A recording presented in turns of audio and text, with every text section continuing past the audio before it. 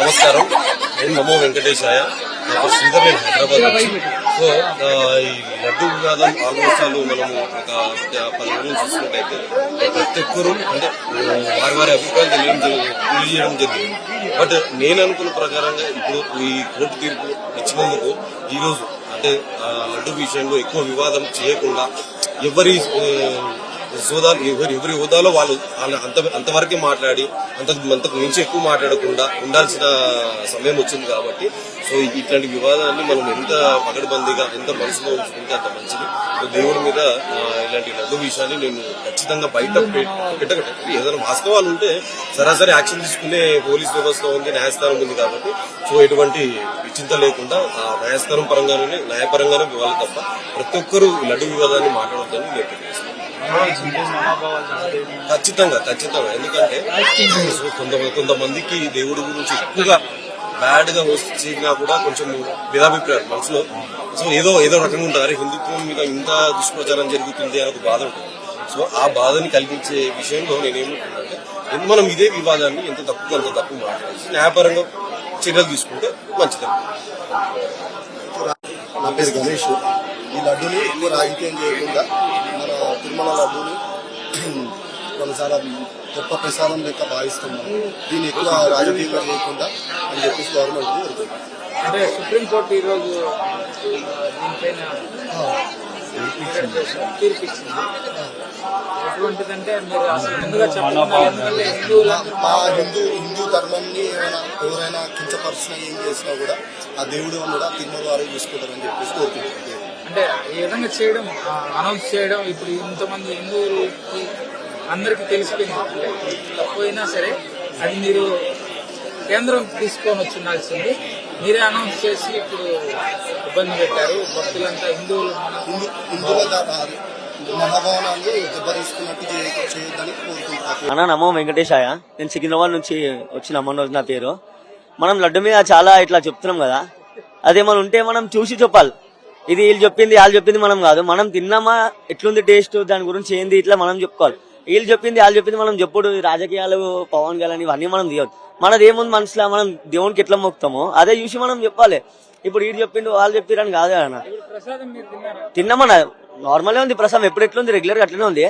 కానీ దర్శనం ఒక్కటి జర కొంచెం చాలా పెద్దగా చేసిరు. 24/7 అంతే కష్టమవుతుంది కానీ అంత లేట్ అయితే. రాజకీయం కోసమే కానీ ఇది చేసేది అయితే. ఇప్పుడు ఈయన ఎలిఫెంట్ సీట్లకి వెళ్ళని చెప్పి ఈయన ఇట్లా చేసుడు చాలా తప్పు కదా. ఏమున్నా మీరు మాట్లాడుకోవాలి కానీ దేవుని దగ్గర తీసుడు ఏందన్న అది ఏముందో అలా చూపిస్తారు తర్వాత. ఇక దేవుడు అనేవి ఉన్నది, ఆయన చూసుకుంటాడు. ఇక నా పేరు హర్షిత. నేను విజయనగరం నుంచి వచ్చాను.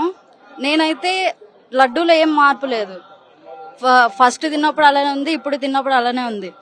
దీంట్లో ఎవరు అబద్ధం చెప్తే వాళ్ళే పోతారు. దానిపైన ఏంటంటే ఇప్పుడు ఎవరో రాజకీయం చేస్తారు, ఇక్కడ వచ్చి టేస్ట్ చేస్తే కదా తెలిసింది. టేస్ట్ చేయకపోతే ఎవరికి తెలియదు కదా. సో మేము తిన్నప్పుడు చెప్పింది ఏంటంటే రెండు టేస్ట్లు సేమ్ గానే ఉన్నాయి. పంపించకుండా అంటే ఇప్పుడు అందరూ తింటే కదా తెలుస్తుంది. ఇప్పుడు టెస్టింగ్ పంపించి ఎవరో చేశారు, ఎవరు తప్పు చేస్తే వాళ్ళదే తప్పు. రాజకీయం చేయకూడదు తిరుమల ప్రసాదం మీద. ముకుందరావుని, నేను వైజాగ్ శిల్పంలో పనిచేస్తున్నాను. ఈ రోజు స్వామి దర్శనం కోసం విశాఖపట్నం రావడం జరిగింది. స్వామి దర్శనం కూడా చాలా బాగా అయింది. గతంలో కూడా ఒక 1 నెల క్రితం వచ్చాం, 6 నెలల క్రితం కూడా వచ్చాం. సంవత్సరం వస్తే ప్రతి సంవత్సరం మేము రావడం జరుగుతుంది. ఎప్పుడు చూసినా కూడా స్వామివారి లడ్డు ప్రసాదంలో కానీ లేదా దర్శనం యొక్క పద్ధతిలో కానీ ఏవైతే తేడా లేదు. ఈ రోజు బయట రకరకాల రోగాలు వస్తున్నాయి, లడ్డు లేదో కలిసిందని ఇవాళ సుప్రీంకోర్టు ఒక సుదీర్ఘమైన తీర్పిచ్చింది. లడ్డులో కల్తీ జరిగిందని నిర్ధారించలేదా, మీరు చెక్ చేయకుండా ఎలా నిర్ధారించారని చెప్పడం జరిగింది. మరి ఈ విధంగా ఎంతో కోట్లాది మంది భక్తుల యొక్క మనోభావాలు దెబ్బతినకుండా ఎవరో రాజకీయం చేయకూడదు. లడ్డు అనేది మహాప్రసాదం. ఈ లడ్డు కోసం కోట్లాది మంది ప్రజలు ఎన్నో గంటల తరబడి లడ్డు కోసం వస్తారు. ఆ లడ్డు లేదు జరిగిందని మన హిందూ మతాన్ని మనం కించపరచకూడదు. ఇవాళ పార్టీ అక్కడ ఏ రాజకీయ పార్టీ జగన్ చంద్రబాబు నాయుడు ఇంకోవడం కాదు. కానీ ఒక మెయిన్ భగవంతుడు మనకు ముఖ్యం, అలాగే ప్రసాదం ముఖ్యం, రాజకీయం ముఖ్యం కాదు. గతంలో ఏమి జరగలేదు, ఎప్పుడు జరగలేదు, ఇప్పుడు కూడా ఎప్పుడు జరగదు. స్వామివారు నిజంగా అలాగే జరుగుంటే మరి ఇక ఎవరి పాపం ఆలయ పోవాలని చెప్పి ఇక్కడ ప్రమాణం కూడా చేయడం జరిగింది. ఎట్టి పరిస్థితుల్లో కూడా ఎవరు నమ్మొద్దు. స్వామివారి శుభ్రం దర్శించుకోండి. స్వామివారి ప్రసాదం మహాప్రసాదం. ఆ స్వామిని సేవించుకుని ఆ ప్రసాదం అందరూ కూడా భక్తులు తిని మీరు మీ కుటుంబ సభ్యులు ఇంటిలో బాధ మొత్తం అందరూ సుఖసంతలు ఉండాలని ఆ భగవంతుడు కోరుకుంటున్నాం. ఏదైనా సరే బయటకు అనకుండా జరిగి ఉంటే విచారణ జరిపి దోషులు ఎవరైతే తేలితే వాళ్ళని శిక్షించాలి. కానీ ఈ విధంగా భక్తుల మనోభావాలు దెబ్బతినే విధంగా బయటకు అంటే అందరూ బాధపడతారు కదా. అది మేమైతే అలా కలిపారు అనేది అయితే మేము నమ్మడం లేదు. ఎందుకంటే దేవుడు అనేవాడు ఉన్నాడు. దేవుడు అతను చాలా పవర్ఫుల్. మామూలు దేవుడు గట్ట కాదు. ఎప్పుడో జరిగిందంటే ఇప్పటికి ఎప్పుడో శిక్షలు చేస్తారు అలాంటి కానీ ఇంతవరకు ఆగడు.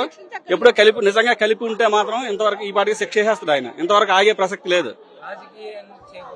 రాజకీయం చేయకూడదండి. ఎందుకంటే దేవుడు కదా. హిందువుల మనోభావాలు ఇలా నిజంగా మన ఇంట్లో తప్పు జరిగితే మనం బయట పెట్టుకోం కదా. దాన్ని ఎవరు చేశారు ఏదని ముందు అన్ని తీర్మానించుకొని చేస్తాం. విచారణ లేకుండా ఏది లేకుండా కల్పిస్తారంటే భక్తులందరూ బాధపడతారు కదండి. అలాంటి అయితే ఏదైనా జరిగితే మాత్రం భక్తులైతే దేవుడైతే తప్పు నిజంగా జరుగుతూ శిక్షిస్తాడు. మేమైతే మాత్రం ఇలాంటి తప్పు జరిగిందని మేము భావించట్లేదు. అయితే నమ్మట్లేదండి. ఏదైనా సరే దేవుడే శిక్షిస్తాడు ఎవరికైనా సరే. అది మనుషులు శిక్షించక్కర్లేదు. అది దేవుడు ఈ వెంకటేశ్వర స్వామి దేవుడి విషయంలో మాత్రం ఎవరు కూడా మరి ఎవరు చెయ్యడానికి కూడా వాళ్ళకి ఇది ఉండదు. అసలు ధైర్యం ఉండదు ఏ చేయాలని. మేమైతే నమ్మట్లేదు ఎవరు ఇది కూడా. ఇప్పుడు తీసుకుంటా తిన్నా ఏం తేడా అస్సలు లేదు. ఎప్పుడూ ఒకేలా ఉంది. అలాగే ఉంది. ఇదంతా రాజకీయం బయట ఇలాగ అనుకోవడం కానీ అసలు ఏం లేదు. ఎవరు నమ్మట్లేదు కూడా ఇలాగనేది. ఎవరు నమ్మట్లేదు. ప్రతి సంవత్సరం వస్తాం మేము. ప్రతి సంవత్సరం 2 సార్లు కూడా మేము వస్తాం.